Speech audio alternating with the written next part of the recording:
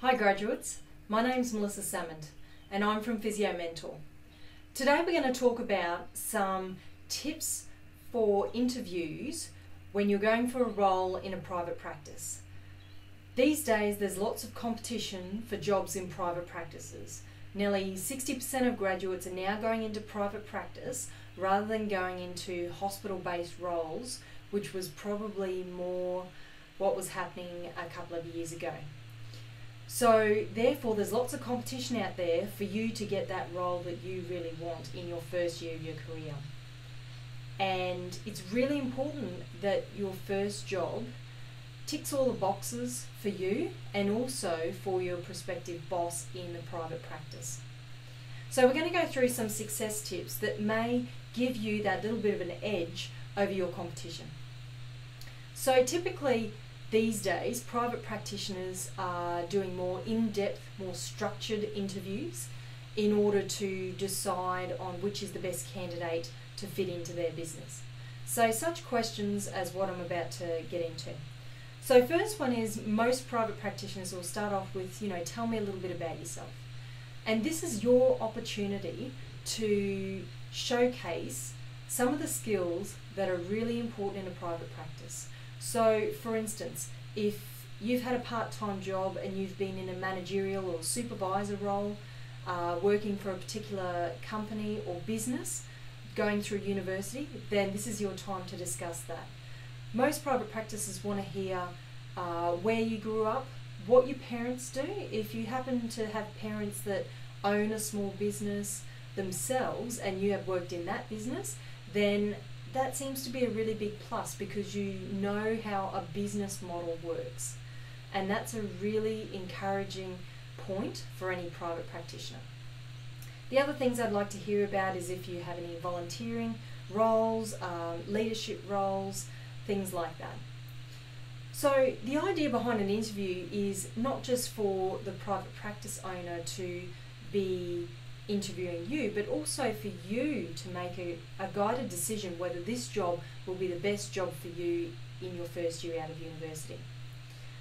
So the next question they might ask would be, why did you want to become a physio? And I think this is a really great question, and steer away from the answer of, I mainly wanted to work with sports stars, I'm in it for the money. Things like that will not get you very far. I think you need to revise your story here and why you are passionate about physio and why you got into it in the first place. It may be that you grew up doing a lot of dancing and you're at the physio quite a lot, so you had a lot of experience there and it's something that you became very interested in after that point in time. So make sure you've got your story and you've got it down pat. They want to know what areas you want to work in and what you're really going to be passionate about. And this is to decide if you're going to be a good fit for their business. So there's no use you going into a private practice role and you really don't want to work with geriatrics or aged care, but that particular business, 50% of the graduate role will be in an aged care facility. So they need to know what areas you're going to be most happy in and what areas you're not going to be happy in.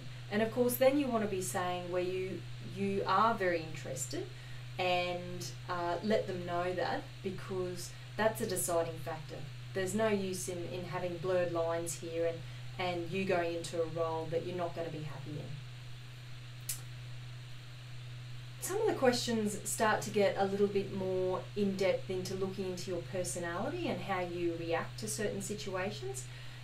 I know one particular question is about if I were your boss, what would be the best boss I could be to get the most out of you in a workplace environment? So that's a question where you need to be explaining whether you would like lots of supervision, not so much supervision, whether you need someone there to discuss things with all the time, or whether you prefer to do your own thing and have someone to discuss with at a later date. So they're trying to get a gauge of, in your first year, how much supervision are you really looking for to keep both parties happy? Another question might be, what can we do in our business to excite you and motivate you to come to work every day? And they're trying to tap into how they can motivate you as a staff member. And that may be, well, I really want to work in a friendly team. If it's particularly money driven, if that's what's driving you, then you need to let them know that that is a factor.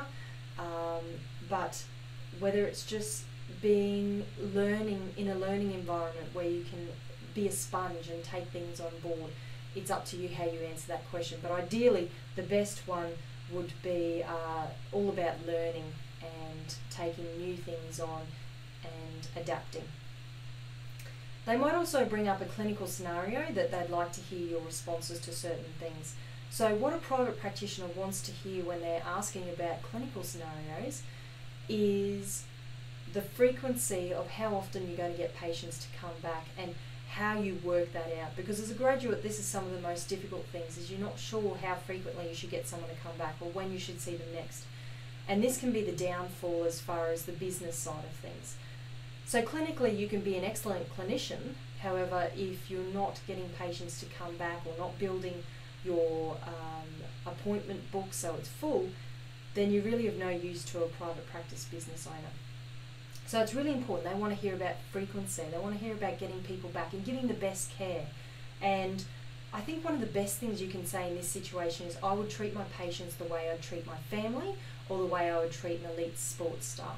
So if they've just sprained their ankle, I would see them in the early stages, depending on what their goals are. If they're having to get back to sport, I'd see them very frequently and intensely, close together, until we met the goals of being able to have weekly appointments. So it may be twice weekly, 3 times a week, in order to fast track and speed up their rehabilitation. They might also ask about stock and aids and how you feel about selling stock, and often we get a bit of a nervous rash when we think about selling, but it's a part of business and it's a part of private practice, and you have to be willing to sell in a private practice, whether that be selling yourself and your profession or whether it be selling stock.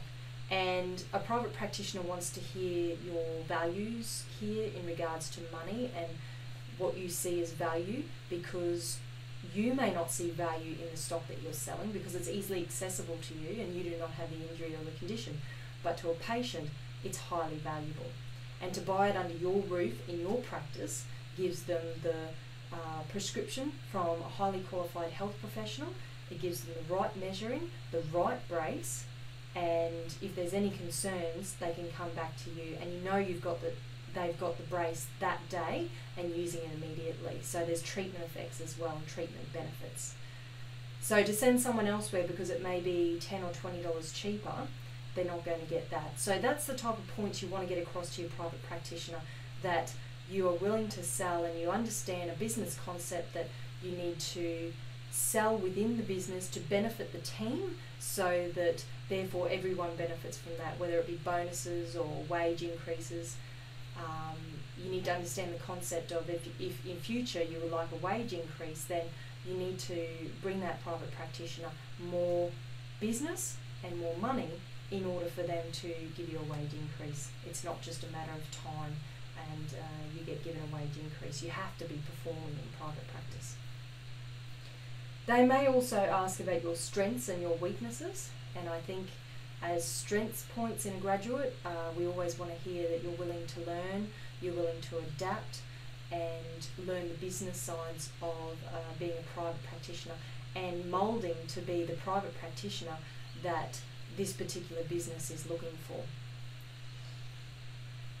If you are driven by money and that is your sole purpose, then you need to let them know of that position. However, it is a bit of a turn-off for a private practitioner, considering that graduates come to them with little to no experience and they have to put a lot of effort and a lot of work in to build you up and build on your clinical knowledge. So it's very much a deterrent for a private practitioner that's listening to a graduate that is more interested in the money than what they're going to develop and learn clinically and professionally within their business.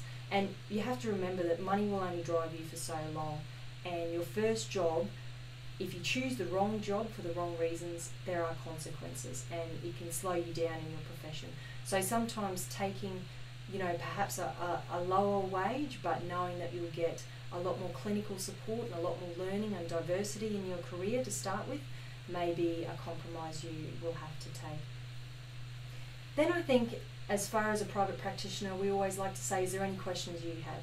And I think the bonus question that you can come back to that private practitioner is, well, what do you need? What are you looking for? How can I come on board and enhance your business? And I think to a private practitioner, that is just the golden question, because it shows that you're not just interested in yourself, but you're interested in benefiting the business, working as a team, and you understand the concept of a business model, and that's really important. So really, in your next interview, try and implement some of these tips. Have your story straight, have some answers prepared and ready for these questions, so that you look more confident and you have that winning edge over your competition. And best of luck.